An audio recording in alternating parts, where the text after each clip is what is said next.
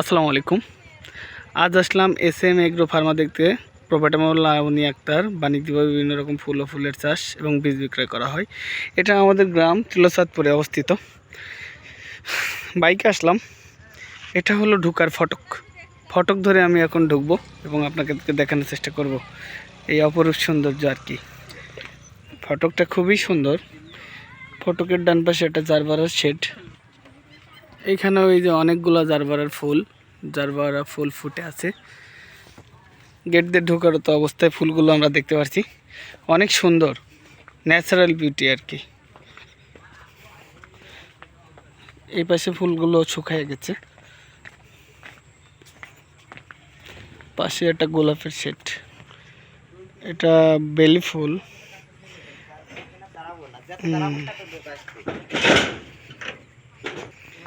এই ফুলের বাগানের পাশে এটা হলো ড্রাগন বাগান। এটা হলো ওষুধ স্প্রে করার জায়গা। বাগানটা অনেক বড়। পাশে একটা শেড করা আছে, শেডটাও অনেক দৃষ্টিনন্দন এবং সাইড দিয়ে পলিথিন রুফ করে ঘেরা আর কি, যাতে কোনো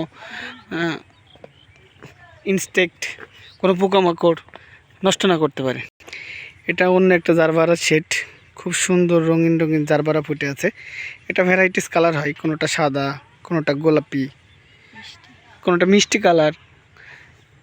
এর পিছনের একটা জারবারা শেড। মূলত এটা জারবারা এবং রজনীগন্ধার শেডগুলোই বেশি। পিছনে আরেকটা জারবারা শেড আমি দেখালাম। আমার সব থেকে বেশি ভালো লেগেছে এই শেডটা, নতুন করে তৈরি করা হয়েছে। তো আমি এই শেডটা আপনাদেরকে একটু আমাদের মতো অনেকেই ফুল বাগান দেখতে আসছে। তো বাগানটা পরিপক্ক, মানে এই বাগানটা এখনও গোছানো হয়নি। মানুষ আর মানুষ সবাই আসে ফুল কিনতে। তো সময় স্বল্পতার কারণে আজ আর ঘোরা হলো না, বন্ধ হয়ে যাবে, এদের সময় শেষ, এই জন্য আর কি বেরোনো। এই শেডটা অন্য একদিন আমরা এসে দেখব। ফুল বাগানগুলো এইভাবে দেখলাম। তো অন্য কোনো সময় আমরা ফুল বাগানটা দেখার চেষ্টা করব।